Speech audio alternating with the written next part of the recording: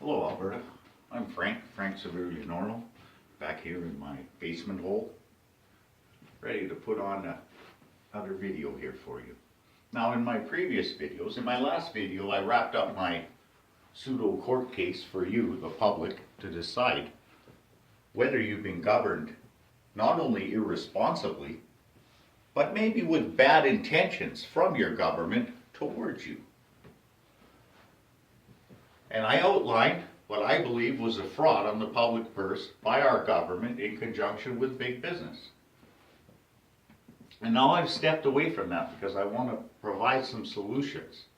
But I want you to realize that for 50 years, we have been governed on using every penny of our oil revenue. In fact, by 2 years from now, the Notley government, who says, isn't it wonderful that we don't have an Alberta healthcare premium tax and that we don't have a sales tax, which I like to call a personal care tax. Isn't that just wonderful? These are the exact taxes that we should have to keep our bills paid so that we can save some of our oil money.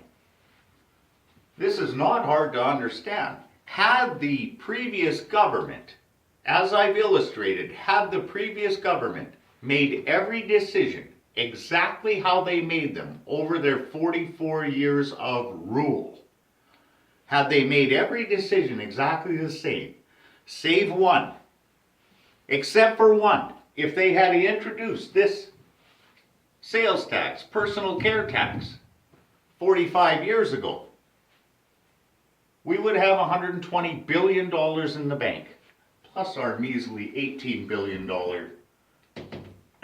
bauble that they've had up there holding up for 30 years saying, aren't we a good government? No, you're not. Now, I am going to proceed with this video on the basis of I am an advisor to your new premier,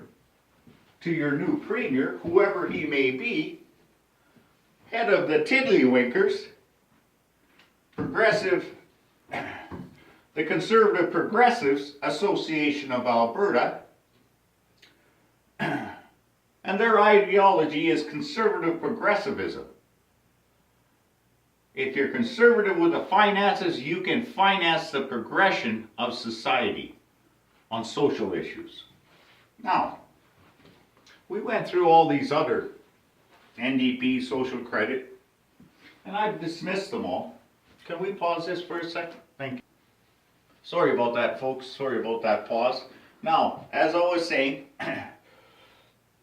conservative progressives, because if you're conservative on the financial side, you can afford to be progressive on the societal issues.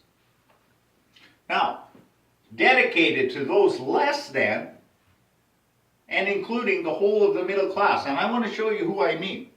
I want to show you exactly who I mean.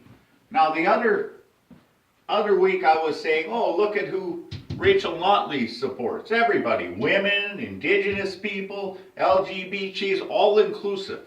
Everybody. Now, Black Lives Matter. She supports them too. She wants their votes. Occupy. Remember Occupy a few years ago? This is who should be really looking at this. If you really want to think that the 1%ers are against you, you're absolutely right. So all of these groups, Black Lives Matter, Occupy, the millennials, the minorities, the white-haired old ladies, the poor, the unions, LGBT community, the Indigenous, the women. 70% of you live in the middle class. It doesn't matter which of those demographics you come from. 70% of you. In fact, this is $100,000 right here. $100,000. Right there. We're going to put a line across that. That's something that most of you will never achieve. $100,000 a year. Do you know why? 20% of the people make more than $100,000. Only 20%. And I would wager that not more than 10% make between $78,000 and $100,000. So that leaves 70% in the middle class or below the middle class. 7 out of 10 of you. 7 out of 10 of you women. 7 out of 10 of you unmarried women. 7 out of 10 of you indigenous people. 7 out of 10 of you indigenous women with children. 7 out of 10 of you union people live in the middle class. 7 out of 10 of you union women with children live there. Mr. Police Officer making $62,000 a year right over here on his second wife. He's got a kid in college. He's got another one in high school. He's got a new baby on the way with his wife. Didn't you used to pay Alberta healthcare premiums? Was that part of your wages? Was that paid on your behalf by your employer? Why is it not now? Why is your purse going into debt? Because your employer hasn't paid what he was. Oh, it doesn't exist anymore. It just doesn't exist. The only people that this helped by making the healthcare premiums not exist is the unions, not the union, the employers who employed unionized people. These poobah masters at the top. Think about it. If they have 1,000 employees and that was part of their employee's wage, and they had to send $44 for every employee into the government, that's $44,000 a month for one employee. One employer that he doesn't have to send into your purse. Anyway, all you people who are there, who are below $50,000, you wouldn't have to pay that new Alberta healthcare premium tax that Mr. Prentice was going to bring in at $50,000. But let's go back to 2004 when Ralph Klein said, all you old people don't have to pay your healthcare premium tax. You mean a rich old person doesn't have to pay it, but a poor young person has to pay it, Ralph? That's ridiculous. What Ralph should have done is said, all you people under 50,000 don't have to pay it, no matter what age you are.